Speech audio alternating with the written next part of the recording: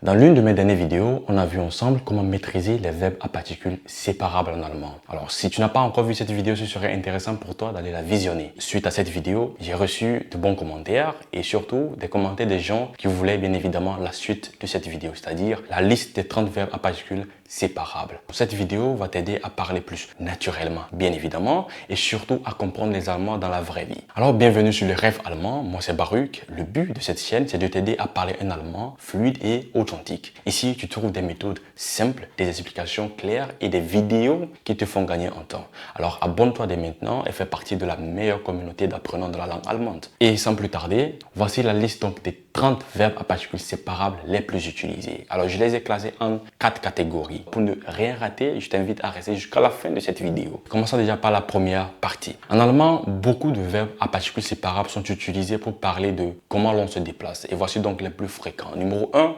aufstehen. Alors, on l'a vu déjà dans l'ancienne vidéo, dans la première vidéo, et vous savez forcément ce que ça veut dire, se lever. Exemple, ich stehe um 7 Uhr auf. Je me lève à 7 heures. Pour ne pas que la vidéo dure trop longtemps, je vais donner à chaque fois le verbe, je vais donner son explication et je vais faire un exemple de phrase. Pour les débutants qui sont sur ma chaîne, je vais à chaque fois prononcer les verbes exactement comme les Allemands le font. Par exemple, le aufstehen que je viens de dire, je ne vais pas dire aufstehen, je vais dire aufstehen. Vous allez le remarquer tout au long de la vidéo. Alors, numéro 2, losgehen. Ok, je ne dis pas losgehen, sondern losgehen, qui veut dire partir ou bien commencer à marcher. Par exemple, wir gehen um 8 Uhr los. C'est-à-dire qu'on va partir ou bien on commence la marche à 8 heures. Numéro 3, zurückkommen, qui veut dire revenir. On a la particule zurück et le radical kommen. Exemple, er kommt morgen zurück. Il revient demain. Numéro 4, mitkommen, qui veut dire venir avec. On a le préfixe mit qui veut dire avec et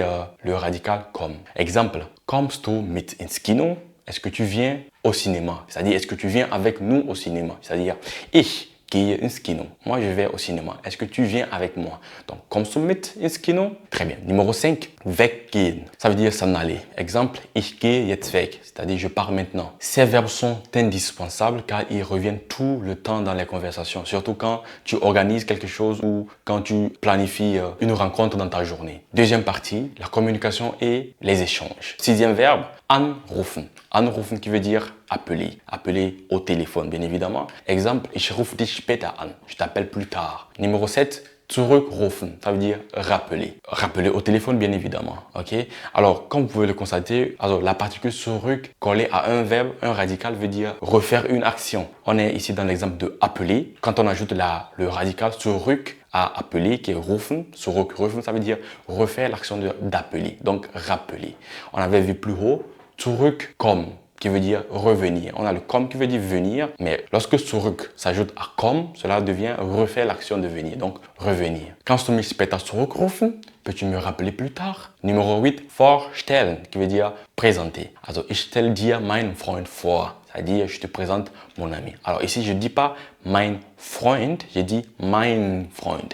Parce que c'est comme ça que parlent les Allemands. Parce que j'ai déjà reçu aussi un commentaire sur une de mes vidéos où quelqu'un m'avait fait cette remarque. Alors ici, le meinen, le E-N, se prononce comme un N long. Donc, ich stelle dir meinen Freund vor. Ça veut dire, je te présente mon ami. Also, si tu dis meinen Freund vor, ça ne gâte absolument rien. Normalement, même c'est ce qui est correct. Numéro 9, nachfragen. Nachfragen, ça veut dire demander des précisions. Exemple, ich wollte nur kurz nachfragen. Ok, ça veut dire je voulais juste me renseigner. Numéro 10, ausreden. Ausreden qui veut dire finir de parler. Ce verbe est très utile, surtout lorsqu'il y a une personne qui te coupe à chaque fois la parole. Tu peux dire à la personne, lass mich bitte ausreden. Ça veut dire, laisse-moi finir, s'il te plaît. Laisse-moi finir de parler. Et comme je l'ai dit, tous ces verbes-là sont essentiels pour éviter les malentendus et paraître poli en allemand. Partie 3, les verbes que tu entendras partout dans la vie de tous les jours. Numéro 11, aufmachen. Aufmachen qui veut dire ouvrir. Ok, exemple, mach bitte das Fenster auf. C'est-à-dire,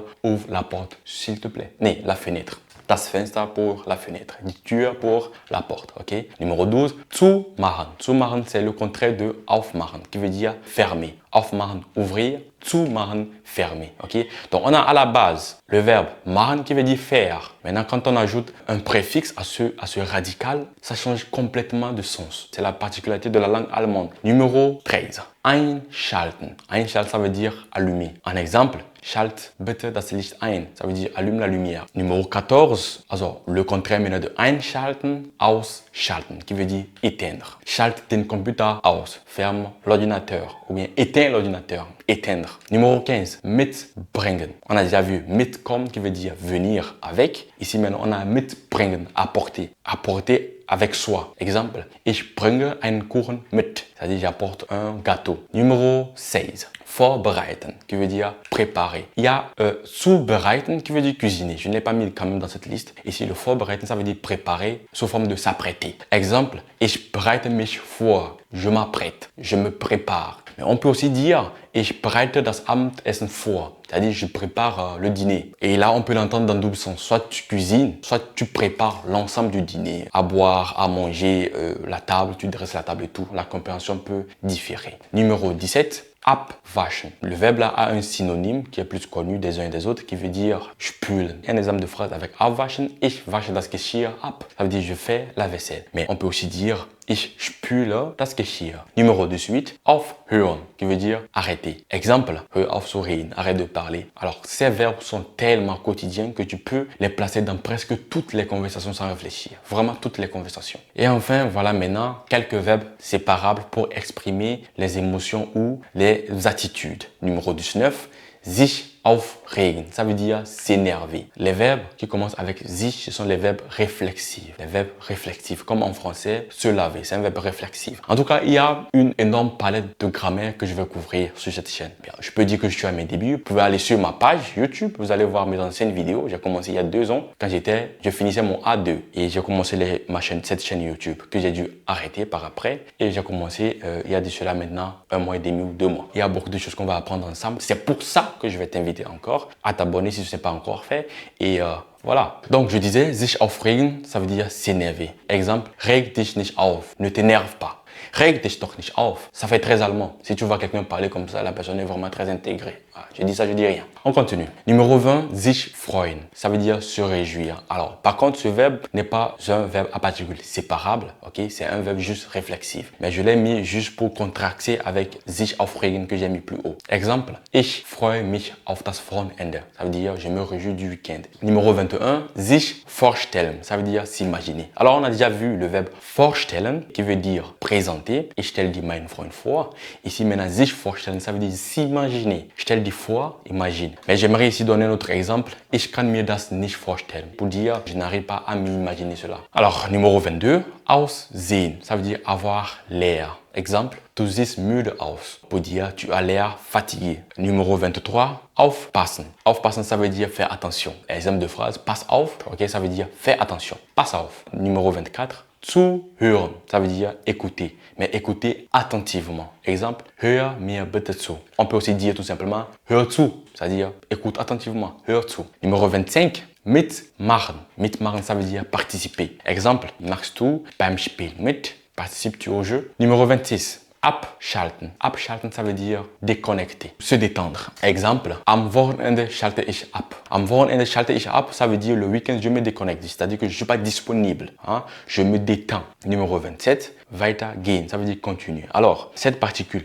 weiter signifie continuer au fait. Quand weiter s'ajoute à un radical, ça veut dire continuer l'action. Alors, si je prends un radical machen, par exemple, quand je dis weitermachen, ça veut dire continuer par faire. Ok? Donc ici, le weitergehen, ça veut dire continuer par marcher. Ou bien continuer tout simplement. C'est-à-dire que je suis actuellement en train de tourner une vidéo. Quelqu'un va venir m'interrompre et va dire geh weiter, geh bitte weiter. C'est-à-dire continue ce que tu fais. Ok? Mais le weitergehen, ça veut dire continue de marcher aussi. Très bien. Numéro 28 maintenant. Nachdenken, pour dire réfléchir. Ich muss darüber nachdenken. Ça veut dire je dois réfléchir à ça. Darüber ici, ça veut dire à ça, à cela. Numéro 29 maintenant, zurückhalten, ça veut dire retenir. Exemple, konnte seine Tränen nicht zurückhalten, ça veut dire il ne pouvait pas retenir ses larmes. Die Tränen hier, ça veut dire les larmes. Numéro 30 maintenant pour finir, aufwachen. Aufwachen qui veut dire se réveiller. Alors on a déjà vu aufstehen et ce verbe-là vient bien évidemment compléter le verbe aufstehen qui veut dire se lever. Quand on dort, avant de se lever, il faut d'abord se réveiller. Il faut d'abord aufwachen